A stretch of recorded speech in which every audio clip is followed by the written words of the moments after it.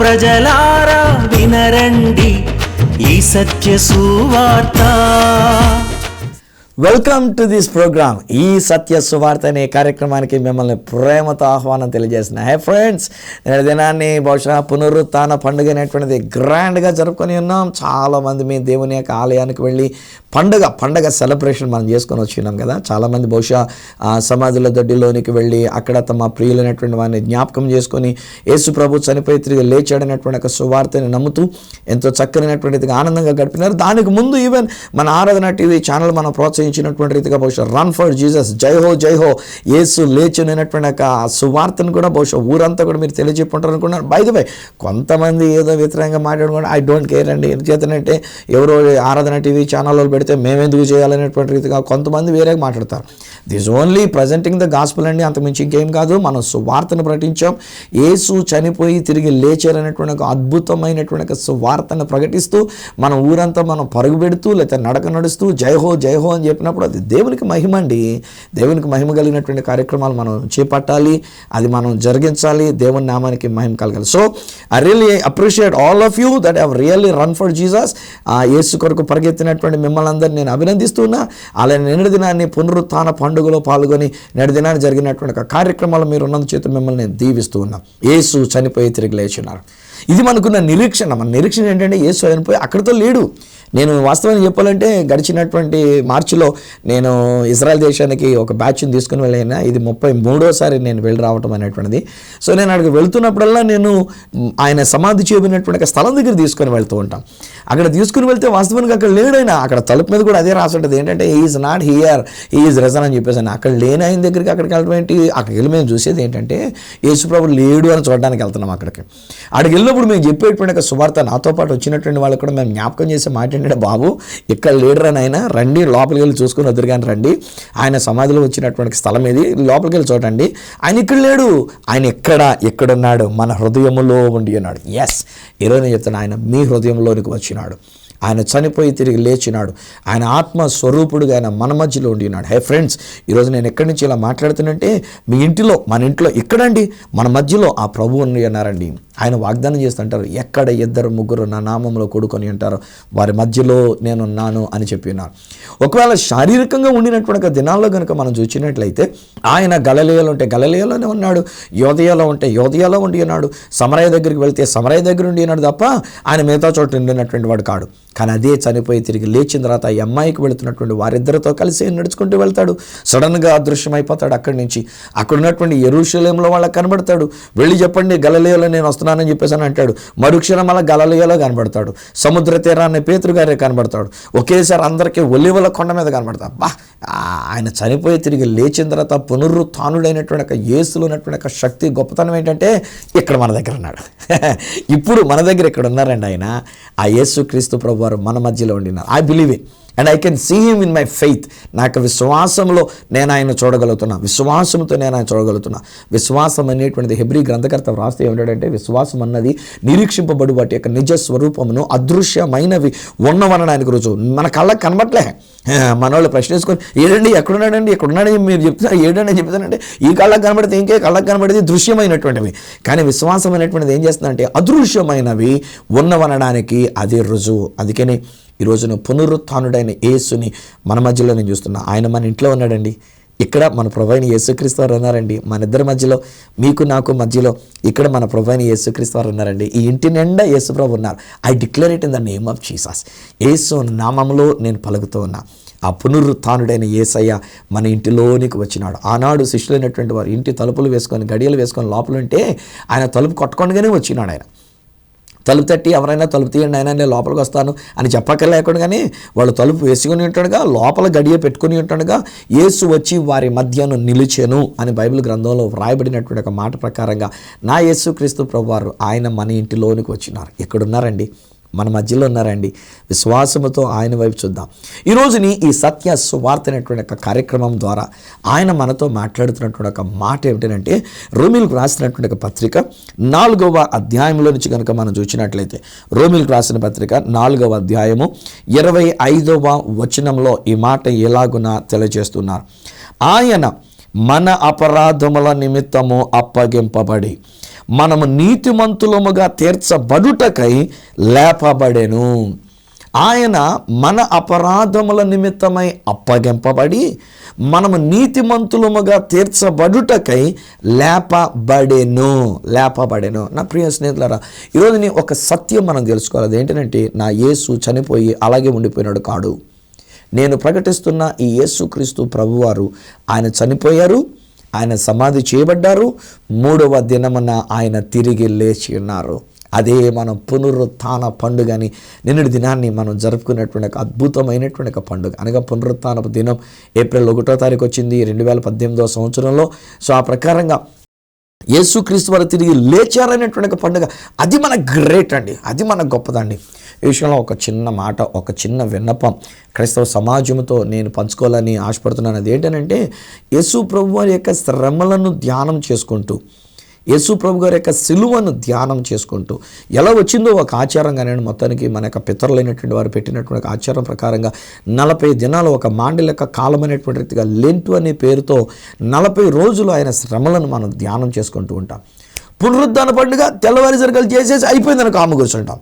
కానీ నేను ఈ రోజున ఒక దైవ సేవకునిగా ఎంకరేజ్ చేసే మాట ఏమిటంటే, 40 రోజులు యేసు ప్రభు సిలువను గురించి ధ్యానించినటువంటి మనం పునరుత్థానాన్ని గురించి 40కి ఇంకొక 40 రోజులు 80 దినాలు పాటించాలండి. అసలు సమాజం కనుక నా మాట కనుక మీరు అంగీకరించగలిగినట్లయితే, ఈరోజు నేను చెప్తున్నానండి, 40 రోజులు యేసు ప్రభు సిలువను గురించి ధ్యానించిన దానికి రెండింతలుగా, అంటే 40కి ఇంకొక 40 వేసుకొని 80 దినాలు పునరుత్థాన పండుగ అయిన తర్వాత మనం దేవుని యొక్క సన్నిధానానికి వచ్చి, ఆలయానికి వచ్చి మనం పాటిస్తే సూపర్ అండి బాబా. ఇంకను సూపర్. కానీ ఈ రోజుని ఏమో ఎలా వచ్చిందో నాకు తెలియదు కానీ భలే విచారిస్తామంట ఒక్కొక్కసారి. చాలా మటుకు మన క్రైస్తవ సమాజంలో లెంటు ఎంత చక్కగా మనం పాటించేస్తూ ఉంటాం. గడిచిపోయిన 40 రోజులు ఎంత తూచే తప్పకుండా మనం పాటిస్తాం. టైం ప్రకారంగా మనకు ఆలయానికి వచ్చేసాం. పునరుత్థాన పండుగ అయిన తర్వాత మళ్ళీ ఒక్క పెట్ట కనబడదు గుళ్ళని, ఒక్క వ్యక్తి కనబడ్డు కనీసం గుళ్ళని, ఒక్క రాడు దేవుని యొక్క సన్నిధానానికి. మళ్ళీ బిజీ అయిపోతాం అంతే, ఎవరికి వాళ్ళు. బట్ ఇదండి నేను చెప్తున్న మాట, మీరు కూడా అర్థం చేసుకోండి. మీకు అనిపిస్తే ఒకవేళ మీరు కూడా అది సరైనదిగా అనిపిస్తే, ఎందుకంటే చనిపోవటం కంటేనండి, చనిపోవడం అందరూ చచ్చిపోయారండి. ఊళ్ళోకి వచ్చిన వాళ్ళు అందరూ చచ్చిపోయారు, భూమి మీద పుట్టిన వాళ్ళు అందరూ చచ్చిపోయారు కదా. మహాత్ములు అయినటువంటి వాళ్ళు చచ్చిపోయారు, పెద్ద సెలబ్రిటీలు చచ్చిపోయారు. ఇంకా ఎవరైతే మాత్రం ఆగుతారండి? ఏమంటే డాక్టర్లు అయితే మాత్రం ఆగుతారా? డాక్టర్లు కూడా చచ్చిపోవాల్సిందే కదా. మానవుడిగా పుట్టినటువంటి ప్రతి మానవుడు ఎంతటి పెద్ద ధనికుడైనటువంటి వాడైనా వాడు కూడా చచ్చిపోవాల్సిందే. ఎంత కోటీశ్వరుడైనా, కోట్లకు సంపాదించుకున్నటువంటి వాడైనా, ఎంత పెద్ద రాజకీయ నాయకుడైనా ప్రతి మానవుడు చచ్చిపోవాల్సిందే. చచ్చిపోయారు చరిత్రలో. యేసుప్రభు కూడా చనిపోయారు. యేసుప్రభు కూడా శిలువ మరణం మీద తన యొక్క ప్రాణాన్ని పెట్టారు. మరి చరిత్ర గొప్ప సంగతి ఎక్కడొచ్చిందంటే, యేసు తిరిగి లేచి ఉన్నారు. ఇది మనం హైలైట్ చేయాలి, దీన్ని మనం గొప్పగా చేసుకోవాలి. ఆయన తిరిగి లేచినటువంటి ఒక వార్తను మనం ధ్యానం చేసుకోవాలి. తిరిగి లేచుట వలన జరిగేటువంటి ఒక విషయాల్ని ఇది మనం గుర్తుకు తెచ్చుకోవాలి. బట్ అలా ఏం చేస్తామంటే, యేసుప్రభు చనిపోయారండి, సిలువే నా సేరా నాయను రా అనుకుని మనం ఎంతో సాగదీసి మనం పాడుకోండి. యాజ్ ఇప్పుడే యేసుప్రభు చచ్చిపోతున్నట్టు. 2000 సంవత్సరాల క్రితం బాబు నా యేసయ్య చనిపోయింది, ఇప్పుడైనా చచ్చిపోవట్లే, ఇప్పుడైనా చచ్చిపోలే. 2000 సంవత్సరాల క్రితం చచ్చిపోయారు, తిరిగి లేచారు. ఆయన తిరిగి లేచుట వల్ల జరిగినటువంటి ఒక కార్యం అది ఇప్పుడు నేను చదివా. రోమీయులకు రాసిన పత్రిక 4వ అధ్యాయం 25వ వచనం ఏమంటాడంటే, నా అపరాధముల నిమిత్తమై ఆయన చనిపోయి, నా పాపముల నిమిత్తమై ఆయన చనిపోయి, నా దోషముల నిమిత్తమై ఆయన తన ప్రాణాన్ని పెట్టి నన్ను నీతిమంతునిగా తీర్చడానికి ఆయన లేపబడెను. ఆయన లేచారు అని అంటే నేను నీతిమంతునిగా తీర్చబడ్డాను. ఇది సత్యం అండి, ఇది సువార్త అండి. హే ఫ్రెండ్స్, ఈరోజు ఒకవేళ ఈ నా కార్యక్రమాన్ని వీక్షిస్తున్నటువంటి వారు ఎవరైనా, అయ్యో నేను ఇంకా పాపిని, అయ్యో నేను ఇంకా చెడిపోయిన వ్యక్తిని, అయ్యో నేను ఇంకా పాపంలోనే ఉన్నాను, నేను ఇంకా చెడ్డ కార్యాలు చేస్తూ ఉన్నాను, లోకం అంతా కూడా నన్ను చెడిపోయింది అని చెప్పేసి అన్నారు, నేను ఎలాగైనా పైకి రాగలను, నేను ఎలాగైనా బ్రతకగలను, నేను ఎలాగో నీతిమంతుడిగా జీవించగలను అని చెప్పేసి అనుకున్నారు. డోంట్ వర్రీ, ఈరోజు నేను చెప్తున్న సత్య సువార్త ఆలకించండి. నా యేసయ్య చనిపోయి తిరిగి లేచుట వలన దేవుని వాక్యం క్లియర్గా చెప్తున్న మాట ఏంటంటే, నన్ను నీతిమంతునిగా తీర్చుటకు ఆయన లేపబడిను. ఆయన లేచారు అనంటే నన్ను నీతిమంతునిగా తీర్చారు. ఇప్పుడు నేను ఇంకా పాపిని అని కనుక నేను అంటూ ఉన్నానంటే ఆయన లేపబడలేదు అని నేను చెప్తున్నట్టు లెక్క అనమాట. నేను పాపాన్ని గురించి నేను ఆలోచిస్తున్నట్టే ఆయన యొక్క సిలువ త్యాగాన్ని, ఆయన పునరుత్థానాన్ని నేను దాన్ని వమ్ము చేసినట్లు లెక్క, నేను దాన్ని నిర్లక్ష్యం చేసినట్లు లెక్క, నిరర్థకం చేసినట్లు లెక్క. No, it cannot be. నా యేసయ్య ఆయన చనిపోయి ఆయన తిరిగి లేచినప్పుడు ఆయన విజయాన్ని సాధించేశారు.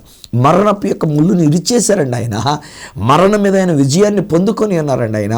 3వ దినాన్ని ఆయన సమాధిని గెలిచి తిరిగి లేచి ఉన్నారండి ఆయన. ఈరోజు నన్ను, మిమ్మల్ని, మనందరినీ కూడా నీతిమంతులనుగా ఆయన తీర్చి ఉన్నారు. నీతిమంతులనుగా ఆయన తీర్చి ఉన్నారు. నా ప్రియ స్నేహితులారా, అద్భుతమైనటువంటి సువార్త ఈరోజుని దేవుడు మనకి ఇస్తున్నటువంటి ఒక వర్తమానం. ఇదే బైబిల్ గ్రంథంలో నుంచి అనగా రోమీయులకు రాసినటువంటి ఒక పత్రికలోనే మనం 3వ అధ్యాయంలో కనుక మనం చూసినట్లయితే ఏమంటాడంటే, నీతిమంతుడు లేడు, ఒక్కడు లేడంట. నిజమే, అందరం మన పాపం చేసినటువంటి వాళ్ళమే. రోమపత్రిక 3వ అధ్యాయం 23వ వచనం ఏమంటాడంటే, ఏ భేదం లేదు, అందరూ పాపము చేసి దేవుడు అనుగ్రహించిన మహిమని పొందలేక కోల్పోయినటువంటి వారు అయ్యారు. నీతిమంతుడు లేడు, ఒక్కడు కూడా నీతిమంతుడు లేడు. ధర్మశాస్త్ర ప్రకారంగా నీతిగా బ్రతికినటువంటి వాడు ఎవడు లేడు. చివరికి మహామహులైనటువంటి అబ్రహాం గారు అబద్ధం ఆడాడు. అబ్రహాం గారు అప్పుడు ఇంకా ధర్మశాస్త్రం రాలే, కానీ అబ్రహాం గారు కూడా ఏదో పొరపాటు జరిగింది. తనకు భార్య మీద దేవుడు చెప్పిన మాట నమ్మకడానికి బదులుగా హాగర్తోటి కొడుకుని కందాం కదని చెప్పేసి అని బయట వేరే అజెండా పెట్టుకున్నాడు. తనంతటి తాను సొంత అజెండాలో పెట్టుకున్నాడు ఆయన. అబ్రహాం ఎంత దేవుని నమ్మి నీతిమంతుడిగా తీర్చబడినటువంటి వాడు సైతం పొరపాటు అయినటువంటిది ఆయన జీవితం జరిగింది. కానీ దేవుడు తీర్పు తీసుకున్నప్పుడు నీతిమంతుడిగా తీర్చడం దేవుని చిత్తంలో ఉండేనటువంటిది. ధర్మశాస్త్రాన్ని తీసుకుని వచ్చినటువంటి వాడు మోషే గారు ఎంతమందిని తీసుకెళ్ళి వీళ్ళందరినీ నేను ఏమన్నా కన్నానా, వీళ్ళ కొరకు నేను ఏమన్నా బండలోంచి నీళ్ళు తేవడానికి వెళ్ళి బండను కొట్టేశాడు ఆయన. ఇన్నిసార్లు నేను తీసుకొని వెళ్తూ ఉంటాను కదండి, నాకు బీపీ తెచ్చేస్తారండి బాబు వీళ్ళంగాను. వీళ్ళందరూ నీళ్ళు లేవని గొడవ పెట్టేవాళ్ళు ఒకళ్ళు, మాకు ఇండియాలో దొరికి అన్నం పెట్టాడని గొడవ పెట్టేవాళ్ళు ఒకళ్ళు. నేను అప్పుడు చెప్తారా బాబు, అన్నం ఏం తింటారా బాబు, షుగర్లు వచ్చే అన్నం, దాన్ని మాకు కాసేపు మర్చిపోండి రా బాబు, ఈ 10 రోజులు అన్నం సంగతి మర్చిపోండి, ఇక్కడున్న ఈ రొట్టెలు, ఇక్కడున్న మంచి మంచి పండ్లు, ఇక్కడున్న ఆహారం ఇది భుజించండి, మీకు షుగర్ ఉండదు, మీకు బీపీలు ఉండవు, హాయిగా ఉంటారా బాబు రండి. అబ్బే ఎవడో ఒకడు గొడవ పెడతా, ఒకడు అంటాడు మధ్యలోకి వచ్చి, ఎంతమందిని మీరు బిజినెస్ చేస్తున్నారు కదా, తీసుకొస్తున్నారు కదా, మన ఇండియాలోంచి ఒక వంటోడు కూడా కూర తెచ్చుకుంటే బాగుంటుంది కదా, ఆ మాత్రం సజెస్ట్ చేయలేరా అని చెప్పేసి అని నా మీద దెబ్బలాడతారు. నేనేం చేయను, వంటోడిని తీసుకొస్తే మాత్రం వాళ్ళ వంటగదిలోనికి మళ్ళీ ఏమైనా తీసుకెళ్తారా, వాళ్ళు కూడినటువంటి హైజీనిక్ వాళ్ళకి సంబంధించినటువంటి వాళ్ళ వంటగదిలోనికి మళ్ళీ ఎవరిని రానివ్వరు కదా. కానీ వీళ్ళ ఐడియాస్ నా మీద గొడవ పెడుతుంటారు. అప్పుడు నాకు కోపం వచ్చేస్తూ ఉంటుందండి. నేను కూడా మనిషిగా ఉన్నాను కనుక ఒక్కొక్కసారి బీపీ పెరిగిపోయి మీ అందరికీ నేను నీళ్ళు ఇప్పించాలరా, మీ అందరికీ నేను అన్నం పెట్టాలా, ఇండియాలో దొరికే అన్నం, ఇండియాలో దొరికే కూర ఎక్కడ నేను వండించాలా అని చెప్పేసి అన్నంత కోపం వచ్చేస్తుంటుంది. అప్పుడు మళ్ళీ ప్లాన్ చేసుకుంటే, ప్రభా మోషే గారు అలా కోపం తెచ్చుకుని నాయన వాగ్దత్త దేశంలోనికి వెళ్ళకుండా అయిపోయింది నాయన నేను వీళ్ళ మీద ఇలాంటి కోపాలు తాపాలు తెచ్చుకొని వీళ్ళ మీద కేకలేసుకొని నీ పరలోక రాజ్యాన్ని పోగొట్టుకోకూడదు నాయన, క్షమించినాయన, రాత్రి మళ్ళీ క్షమించమని ఎన్నోసార్లు బాబు కోపం రావడం. ఆ రాత్రి దేవుడి దగ్గర కనిపెట్టుకోవడం, ఒక్కొక్కసారి అయితే ఆ రాత్రికి అన్నం కూడా తినకుండా నన్ను నేను కఠినంగా శిక్షించుకొని భోజనం చేయకుండా, దేవా క్షమించినాయన, పొరపాటుగా వాళ్ళ మీద కేకలేసానైనా క్షమించినాయన. మళ్ళీ పొద్దురికి వచ్చేసరికి అలా అందరం వల్ల సమాధానం పడిపోయేవాళ్ళం. అందరూ కలిసిమెలిసి సంతోషంగా ఉండి మాకు ప్రోగ్రామ్, మాకు టూర్ అంతా కూడా సక్సెస్ఫుల్గా మేము జరిగించుకుంటుండేవాళ్ళం. సో న్యాచురల్ ఏంటంటే మనందరికీ జీవితంలో ఏదో ఒక పొరపాటు అయినటువంటిది ఉండటం సహజమండి. మోషే అంతటోడే ధర్మశాస్త్రం తెచ్చినోడే పొరపాటు చేశాడు. దేవుని చేత అభిషేకించబడినటువంటి దావీదు అంతటోడు ఏం చేశాడు, ఒక రోజున మేడ మీద చూశాడు, పాపంలో పడిపోయాడు అంతే. ఆ తర్వాత మళ్ళీ నాతాన్ అనే ప్రవక్త వచ్చి దిద్దుబాటు చేస్తే అప్పుడు దిద్దుబాటు చేసుకున్నాడు లేండి, క్షమించమని అడిగాడు, ప్రభువా నా పాపాలు క్షమించని చెప్పేసాను. కానీ ఆనాడు దావీదుకి లేనిది ఈరోజు మనకున్నటువంటి ఒక గొప్ప భాగ్యం ఏంటంటే సిలువ. ఆ సిలువలో ఆయన కార్చిన రక్తం, యేసుక్రీస్తు వారి యొక్క పునరుత్థానం, యేసు రక్తము ద్వారా మనల్ని నీతివంతులుగా తీర్చినాడు. అందుకని రోమీయులకు రాసినటువంటి పత్రిక 5వ అధ్యాయం 9వ వచనం దగ్గర కనుక మనం చదువుకున్నట్లయితే వ్రాయబడుతున్న మాట ఏంటంటే, యేసు రక్తము వలన ఇప్పుడు మనము నీతిమంతులముగా తీర్చబడిన వారమై ఉన్నాం.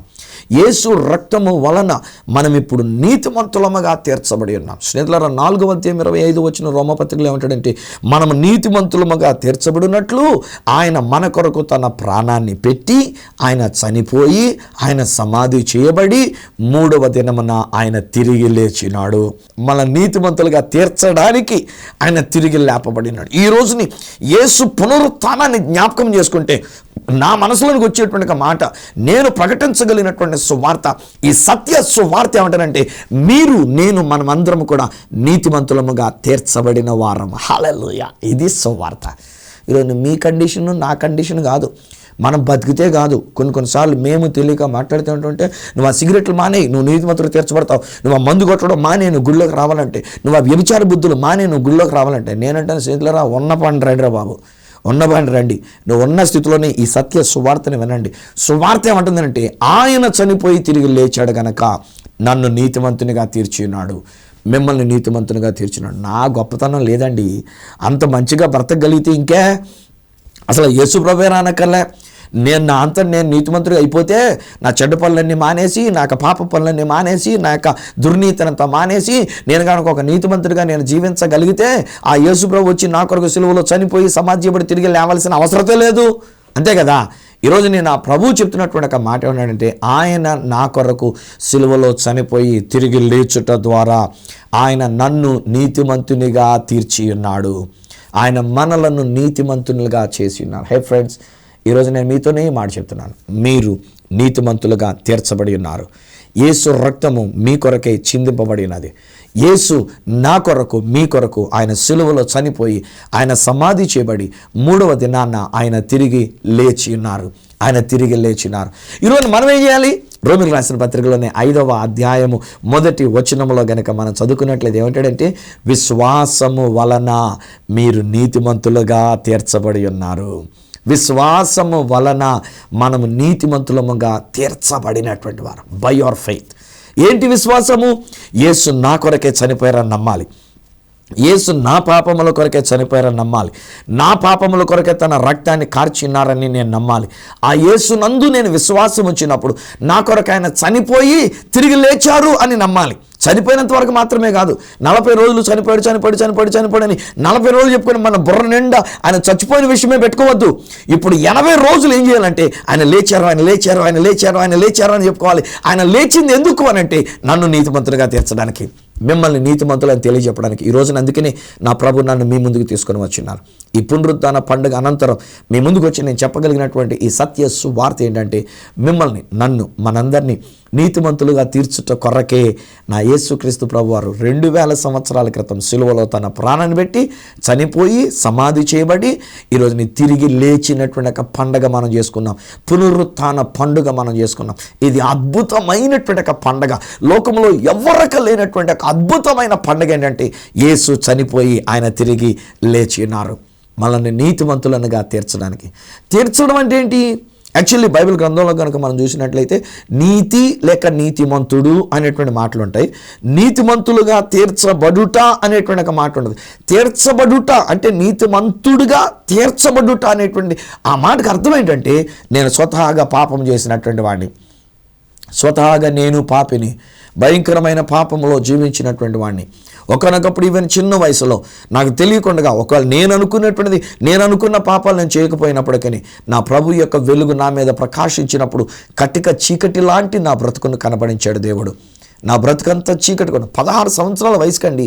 ఈవెన్ 16 సంవత్సరాల వయసుకి నా తల్లిదండ్రులు నన్ను ఎంత క్రమశిక్షణతో పెంచినా నా బ్రతుకు చీకటిగా ఉండినటువంటి ఒక బ్రతుకు, అది పాపముతో కూడినటువంటి ఒక బ్రతుకు. సో ప్రతి మానవుడు మనం పాపము చేసినటువంటి వాళ్ళమే. ప్రతి మానవుల్లో దోషం అనేటువంటిది ఉండినటువంటి వాళ్ళమే. ప్రతి మానవుని యొక్క జీవితం కూడా పాపముతో మగ్గిపోయినటువంటిది. పాపం వలన మన బ్రతుకు చీకటి అయిపోయినటువంటిది. ఎఫెసీయులకు రాసినటువంటి పత్రికలు అంటాడు, పూర్వమందు మీరు చీకటి అయి ఉంటిరి.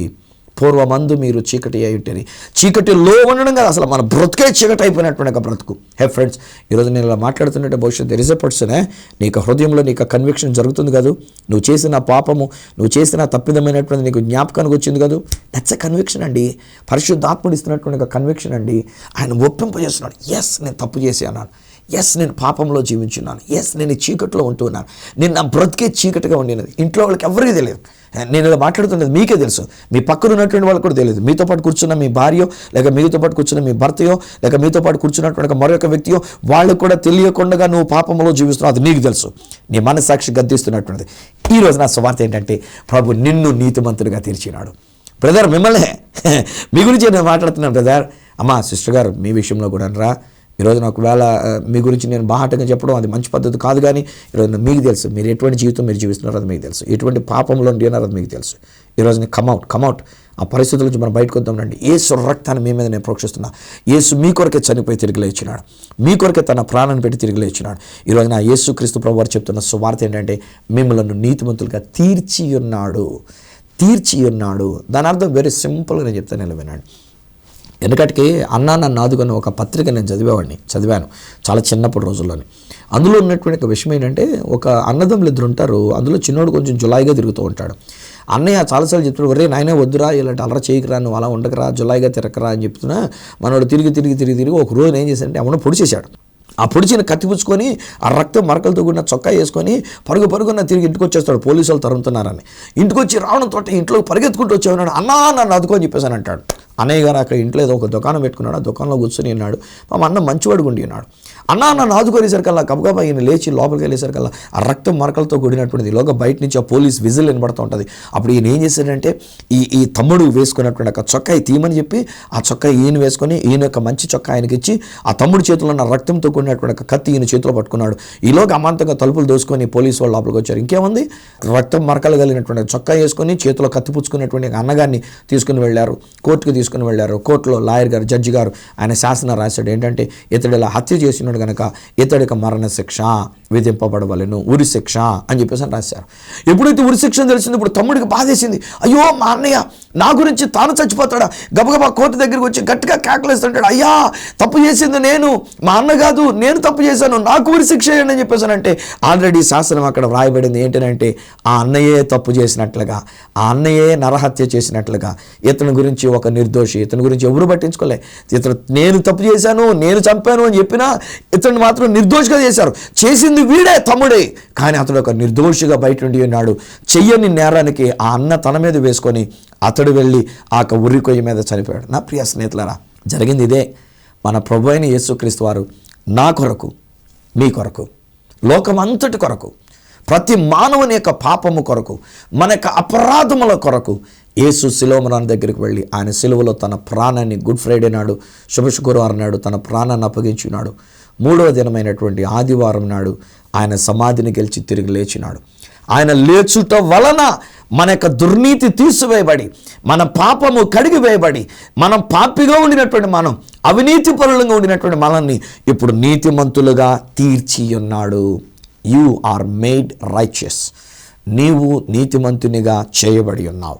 ఈరోజు బైబిల్ గ్రంథంలో ఒక చక్కని మాట వ్రాయబడింది. కొరింథీయులకు రాసిన 2వ పత్రిక 5వ అధ్యాయం 21వ వచనంలో వ్రాయబడుతున్నటువంటి మాట ఏంటంటే, మనము దేవుని నీతి అగునట్లు పాపమెరుగని ఆయన అనగా యేసుక్రీస్తు వారిని దేవుడు పాపముగా చేశాను. మనము నీతిమంతులమగునట్లు, దేవుని నీతి అగునట్లుగా, the very righteousness of God. అబ్బా, మనం నీతిమంతులుగా జస్టిఫైడ్ కాదు. ఇంగ్లీష్లో మాట ఏంటంటే we have been justified by faith, we have been justified by the blood of Jesus, we have been justified by the resurrection of Jesus Christ. యేసు రక్తము వలన, అలానే యేసు చనిపోయి తిరిగి లేచుట వలన, మనము విశ్వసించుట వలన మనము నీతిమంతులుగా తీర్చబడి ఉన్నాం. కానీ దేవుడు తన ప్రియ కుమారుడైన యేసు క్రీస్తు వారిని సిలువకు అప్పగించినప్పుడు ఆయనను పాపముగా చేసి మనలను దేవుని నీతిగా చేసినాడు. హే ఫ్రెండ్స్, ఈరోజు నేను చెప్పగలిగిన సువార్త ఇదే, సత్య సువార్త ఇది. సత్యం ఎప్పటికైనా సత్యమే. ఈరోజున మీరు, నేను, మనము నీతిమంతులము. దేవుడు మనలను నీతిమంతులనుగా తీర్చి ఉన్నాడు. ఆయన చనిపోయి తిరిగి లేచుట వలన మనల్ని నీతిమంతులుగా తీర్చినాడు. యేసు రక్తం వలన మనం నీతిమంతులుగా తీర్చబడి ఉన్నాము. ఈరోజు మీరు నేను విశ్వసించుట వలన మనం నీతిమంతులంగా తీర్చబడిన వారమై ఉన్నాం. విశ్వసించినటువంటి వారు నాతో కలిసి ప్రభువుని ఏకముగా కూడా ప్రార్థన చేసుకుందాం రండి. తండ్రి, ఈ బిడ్డల కొరకు నేను ప్రార్థిస్తున్నా. నిజమేనైనా మేము తప్పు చేసిన వాళ్ళు, నేను తెలిసియో తెలియకో పొరపాటు చేసాం. కొంతమంది భయంకరమైన జీవితాలు కూడా జీవిస్తున్న వాళ్ళు ఉన్నారు. అక్షరాల ఈరోజు ఈ నా కార్యక్రమాన్ని చూస్తున్నటువంటి ఒక బ్రదర్ భయంకరమైన పాపంలో పడిపోయినారు. బయటకు రాలేక కొట్టుమిట్టాడుతూ ఉన్నారు. ఈవెన్ ఎ సిస్టర్, ఒక సహోదరి కూడా తన యొక్క జీవితంలో శోధనలో పడకూడదని అనుకుంది, కానీ శోధనలో పడిపోయింది. తత్ఫలితం ఈరోజు కూడా దాపరికంగా అట్టి శోధన, అట్టి పాపంలో జీవిస్తున్నటువంటి ఒక పాపిగా జీవిస్తున్నారు. క్షమించండి ఆయన. మీరు ఆల్రెడీ సిలువ రక్తముతో మీరు మమ్మల్ని కడిగి శుద్ధి చేసేశారు. మీ యొక్క సిలువలో కార్చినటువంటి రక్తము ద్వారా మమ్మల్ని ఇప్పుడు నీతిమంతులుగా మీరు తీర్చి ఉన్నారని నీ లేఖనం చెప్తున్న మాట మేము అంగీకరిస్తున్నాం నాయన. ఇదిగో మా ప్రభు, మీరు మా కొరకు చనిపోయి తిరిగి లేచుట వలన మేము యొక్క పాపులము కాము. మీరు మమ్మల్ని నీతిమంతులుగా చేసి ఉన్నారు కనుక నీకు వందనాలు చెల్లిస్తున్నాం. నీతిమంతులుగా తీర్చారు. నిజమే, పాపులమే ఒకప్పుడు, నేను ఇప్పటి వరకు మేము పాపులమే. కానీ ఈ రోజుని మీరు తిరిగి లేచారని మేము నమ్ముట వలన, విశ్వసించుట వలన, విశ్వాసము వలన మేము నీతిమంతులుగా మేము తీర్చబడినందుకు నీకు స్తోత్రాలు చెల్లించుకున్నాం. మమ్మల్ని దేవుని నీతిగా చేయట కొరకే మీరు మీ ప్రియ కుమారుడైన యేసుక్రీస్తు అనే పాపముగా చేసి ఆ శిలువ మ్రాను దగ్గరికి తీసుకొని పంపించినారు. నా ప్రభువా, మీరు నా కొరకు, మా కొరకు ఈ కుటుంబం కొరకు, ఇక్కడున్న ఈ బిడ్డల కొరకు నాయన, ఈ నా మాటలు వింటూ వీక్షిస్తున్నటువంటి వీరి కొరకే నాయన నువ్వు సిలువలో నీ ప్రాణాన్ని పెట్టి ఉన్నారు, సమాధి చేయబడి ఉన్నారు, మీరు తిరిగి లేచినారు. మీ పునరుత్థానము ద్వారా మేము నీతిమంతులంగా తీర్చబడి ఉన్నాం. హల్లెలూయా! ఎంత గొప్ప భాగ్యం నాయన. మా మంచితనం కాదు, మా పరిశుద్ధత కాదు, మా పుణ్యకార్యాలు అంతకంటే కాదు, మేము చేసింది ఏది కాదు నాయన. మేము జస్ట్ విశ్వసించామంతే. నువ్వు చనిపోయి తిరిగి లేచావని మేము నమ్మాము. మా యొక్క పాపములన్నీ కూడా నువ్వు తీసివేసి మమ్మల్ని నీతిమంతులుగా తీర్చారని మేము నమ్మాం. మా యొక్క విశ్వాసం వలన, మీరు కార్చిన రక్తం వలన, మీ మరణ పునరుత్థానం వలన ఈ రోజున మమ్మల్ని నీతిమంతులుగా చేసినందుకు నీకు కోటి కోటి స్తుతులు మేము చెల్లిస్తున్నాం. ఈ కుటుంబం మీద నీ యొక్క రక్తాన్ని నేను ప్రోక్షిస్తున్నా. ఈ కుటుంబం మీద నీ సత్య సువార్త నేను పలుకుతున్నా. ఇక మీదట ఈ ఇంట్లో ఏ ఒక్కరు పాపులుగా ఉండడానికి వీల్లేదు. వీరు పాపులు కారు, వీరు నీతిమంతులుగా తీర్చబడిన వారు. Help them to believe it daddy. నాయన ఈ మాట వారు నమ్మడానికి సహాయం చేయండి. ఈ సువార్త నమ్మడానికి సహాయం చేయండి. ఈ సత్య సువార్త ఇది దేవుని శక్తి గనక అట్టి శక్తిని వీరు నమ్మి ఈ దినం మొదలుకొని నేను వారు నీతిమంతులుగా జీవించినట్లుగా నీ మాట నేను డిక్లేర్ చేస్తున్నా. నీ యొక్క అధికారాన్ని నేను డిక్లేర్ చేస్తున్నా. వీరి కుటుంబ సభ్యులు, ఇక్కడ కూర్చున్న మాటలు వింటున్న ప్రతి ఒక్కరూ నీ యొక్క రక్తము చేత మేము నీతిమంతులంగా తీర్చబడి ఉన్నాం. మీరు చనిపోయి తిరిగి లేచటం వల్ల మేము నీతిమంతులంగా తీర్చబడి ఉన్నాం. మేము విశ్వసించి ఉన్నాము గనక మేము నీతిమంతులంగా తీర్చబడి ఉన్నాం. నీకు వందనాలు చెల్లించుకుంటూ యేసు శక్తి గల నామమున ప్రార్థించి పొంది ఉన్నాము తండ్రి, ఆమేన్. తండ్రి, కుమార, పరిశుద్ధాత్మలను దేవదేవుని దీవెన ఆశీర్వాదం నీతిమంతులుగా తీర్చబడిన మీకును మీ కుటుంబమునకును నిత్యము తోడయుండి మిమ్మల్ని ఆశీర్వదించి నడిపించును గాక. ఆమేన్, ఆమేన్. మరొకసారి నేను మీకు హ్యాపీ రిజరెక్షన్ డే, పునరుత్థాన పండుగ శుభాలని, ఆశీస్సులను నేను మీకు తెలియజేస్తున్నా. హై ఫ్రెండ్స్, ఏదైనా సత్యం నేను ప్రకటిస్తున్నటువంటి దానిలో కూడా ఇంకా మీరు అనుభవపూర్వంగా మీరు ఏదైనా తెలుసుకోవాలని కోరుకున్నట్లయితే ఉత్తరం ద్వారా కానీ, లేకపోతే ఒక SMS ద్వారా కానీ, లేక ఒక వాట్సాప్ మెసేజ్ ద్వారా కానీ, ఈమెయిల్ ద్వారా కానీ మీరు నాకు తెలియజేయాలని మనం చేస్తున్నాం. చాలామంది మీకు జస్ట్ ఫోన్ చేస్తున్నారు, నేను ఎక్కడో ఏదో ఒక పరిస్థితిలో ఉంటూ ఉంటా. సో అలాంటప్పుడు ఒక్కొక్కసారి సరైనటువంటి రీతిగా నేను జవాబు ఇవ్వడానికి వీలుంటుంది, వీలు లేకపోతుంటుంది. బట్ బెటర్ ఏంటంటే మీరు ఒక SMS పంపితే అది ఫైల్లో ఉంటుంది, ఒక వాట్సాప్ మెసేజ్ పంపించినట్లయితే అందులో ఉంటుంది. నేను దాన్ని చదువుకొని మీ కొరకు ప్రార్థన చేసి మీకు కావాల్సినటువంటి వివరణ ఇవ్వడానికి వీలు కలుగుతుంది. లేదు ఒక ఉత్తరం రాయండి, ఉత్తరం రాసేటప్పుడు మరొకండి, మీ అడ్రస్ కూడా అందులో ఉంటుండాలి. చాలామంది ఏంటంటే మీ సహోదరి అని రాసి ఊరుకుంటూ ఉన్నారు. మీ పేరు రాయండి, వీలైతే మీ అడ్రస్ రాయండి, తిరిగి నేను మీకు జవాబు ఇవ్వడానికి కూడా వీలుంటుందని నేను మీకు తెలియజేస్తున్నాను. మరొకసారి చెప్తున్నా ఫ్రెండ్స్, మన యేసయ్య చనిపోయి తిరిగి లేచడం వలన, పునరుత్థాన పండుగ వలన మనకి జరిగినటువంటి కార్యం ఏంటంటే నా దోషం ఆయన తన మీద వేసుకొని ఉన్నాడు. ఆయన లేచటం వలన నన్ను నీతిమంతునిగా తీర్చాడు, మిమ్మల్ని కూడా నీతిమంతులుగా తీర్చినాడు. మీరు నీతిమంతులుగా తీర్చబడి ఉన్నారు. మీరు దేవుని నీతి అయి ఉన్నారు. Keep thanking the lord. దేవునికి స్తుతి యాగాన్ని చెల్లించుకుంటుంది. కానీ ఈ విషయంలో మమ్మల్ని సంప్రదించవలసినటువంటి మా చిరునామా ఈ సత్య సువార్త, సామర్లకోట 53340 తూర్పుగోదావరి జిల్లా, ఆంధ్రప్రదేశ్. అడ్రస్ మరొకసారి చెప్తూ ఉన్నా, ఈ సత్య సువార్త, సామర్లకోట్ 533440 ఈస్ట్ గోదావరి డిస్ట్రిక్ట్, ఆంధ్రప్రదేశ్. ఈ విషయంలో వ్యక్తిగతంగా నాతో మాట్లాడాలని కోరుకున్నట్లయితే నా ఫోన్ నెంబర్ 9848110907, అలాగే 9440040992 8885527662. ఒక నాకు ఈమెయిల్ చేయాలనుకున్నట్లయితే నా ఈమెయిల్ ID esatyasuvartha@gmail.com. మనం వచ్చే వారం ఈ సత్య సువార్త కార్యక్రమంలో మిమ్మల్ని కలుసుకునేటంత వరకు మిమ్మల్ని అందరినీ పునరుత్థానుడైన ఆ యేసయ్య చేతులకు అప్పగిస్తూ మీ దగ్గర సెలవు తీసుకుంటున్న మీ ప్రియ సహోదరుడు ఈ సత్య సువార్త రాజు.